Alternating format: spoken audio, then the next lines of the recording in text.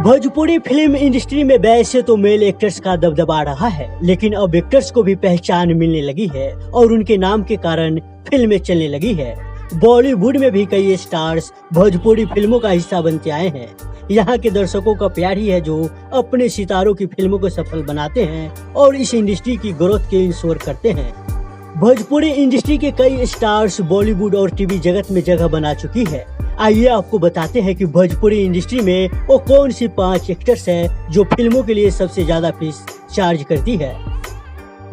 अमरपाली दुबे। जी हाँ, अमरपाली दुबे का जलवा भोजपुरी इंडस्ट्री में बरकरार है। अमरपाली अब भोजपुरी फिल्म इंडस्ट्री की सबसे ज्यादा फीस लेने वाली एक्ट्रेस बन गई है। एक्ट्रेस ने 2014 में निरहुआ हिंदुस्तानी फिल्म के साथ भोजपुरी इंडस्ट्री में डेब्यू किया था। अमरपाली दुबे ने रहना है तेरी पलकों की छाओं से, 7 फेरे और मैका जैसे सीरियल्स में भी काम किया है और अपनी पहचान बनाई है। रिपोर्ट्स के अनुसार अमरपाली ने अपनी फीस बढ़ा दी है। अब वो एक फिल्म के लिए 25 से 30 लाख रुपए चार्ज करती है। रानी चटर्जी। जी हाँ, भोजपुरी इंडस्ट्री में रानी चटर्जी को क्वीन भी कहा जाता है। वह नए दौर की भोजपुरी इंडस्ट्री की पहली एक्ट्रेस मानी जाती है।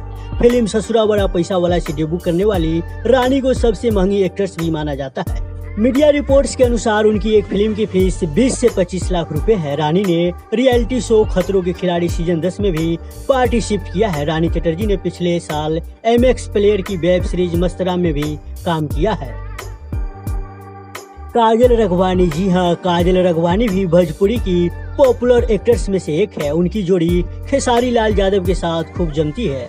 खबरों के अनुसार उनकी एक फिल्म की फीस 20 लाख रुपए तक है।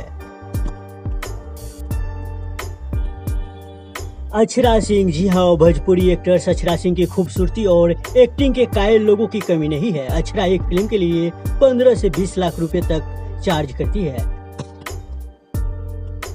अंजना सिंह। जी हाँ, दर्शकों को सिनेमा घरों तक खींचने में कामयाब माने जाने वाली एक्ट्रेस अंजना सिंह के लाखों दीवाने हैं। अपनी बोल्ड अदाओं से स्क्रीन पर जादू चलाने वाली एक्ट्रेस एक फिल्म के लिए 10 से 15 लाख रुपए तक चार्ज करती है।